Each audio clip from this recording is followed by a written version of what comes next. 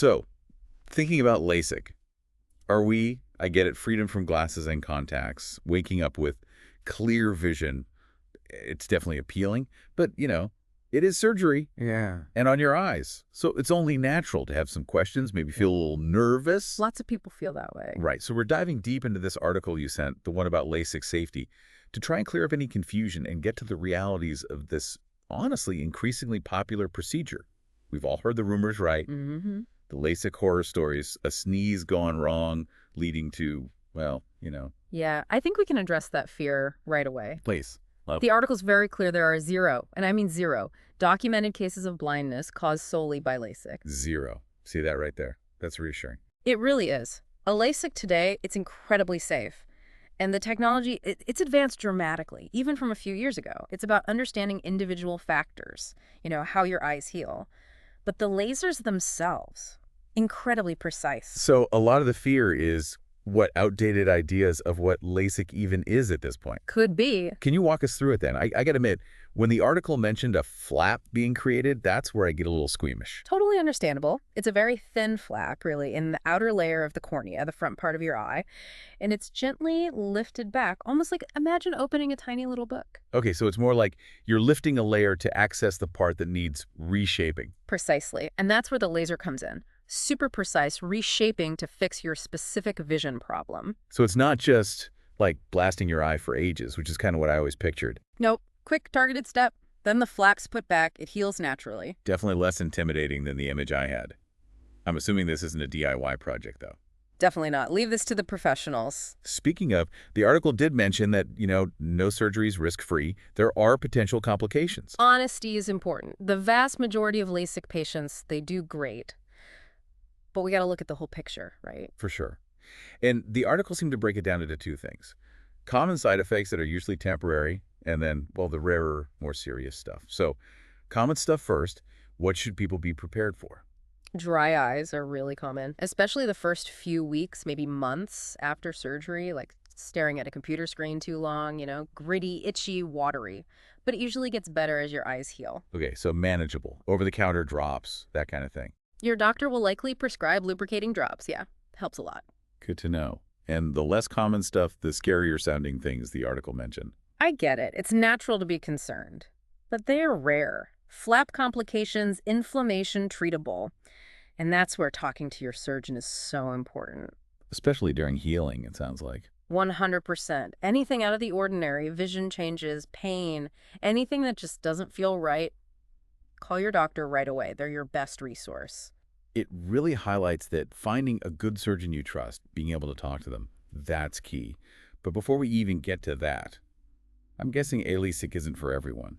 There are criteria, right? You got to be a good candidate. Exactly. One size fits all. Not in this case. Age is a big one. Oh, right. Because our eyes are always changing when we're younger. The FDA only approves LASIK for 18 and older. Your eyes are still developing before then.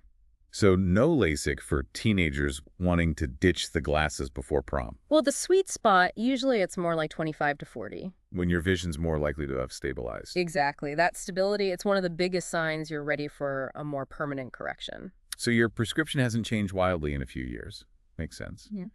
Anything else besides age and that prescription stability? Oh, yeah. Overall, health is huge. Certain conditions, they can make LASIK riskier. Autoimmune disorders, even some eye conditions, your doctor will go through all that. So really thorough conversation, medical history, good eye exam, it's all part of it. Finding the right procedure for you, that's the goal. Because even if LASIK's not right, there are other options. The article mentioned PRK and SMILE. All right, so PRK, that's photorefractive keratectomy, if anyone wants to look it up. It's been around longer than LASIK, actually. It's just as effective. But they don't make a flap with that one, right? No flap. The laser goes directly on the cornea. So recovery can be a little longer, maybe a bit more uncomfortable for some people. Got it. And then there's SMILE, which, that just sounds cool. Small incision lenticule extraction. What is that one? SMILE is newer. Minimally invasive is how it's often described. Tiny incision in the cornea, a small lens-shaped piece of tissue is removed using a laser. That reshapes the cornea, which corrects the vision. So 3 different paths, same goal, better vision. Exactly. And the best one for you. That's what your eye doctor will help you figure out. Shape of your cornea, your lifestyle, all sorts of factors come into play. Makes sense. This is good, because knowledge is power, as they say. Let's say someone's decided on LASIK, though. What can they do to help things go smoothly? I'm guessing the post-op care. That's got to be important. Huge. And it's where you, the patient, you play a huge role. It's not just showing up, it's what you do after that impacts how quickly you recover. So break it down for us. What are the big things people need to know for those first few days, weeks after surgery? Number one, absolutely no rubbing your eyes. I don't care how tempting it is. I mean, if they're itchy. Especially if they're itchy, dry, itchy, whatever, you just have very precise work done. Let those eyes heal. And water, showering. Gotta be careful at first. So no cannonballing into the pool to celebrate your new vision. Your doctor will tell you when you can swim, shower normally again. Stick to that. Sunglasses, I'm guessing, are a must. Essential. Even on cloudy days, UV rays are no joke, especially while you're healing. Eye drops, too. The article mentioned those a lot. Oh yeah, you'll likely have a few types.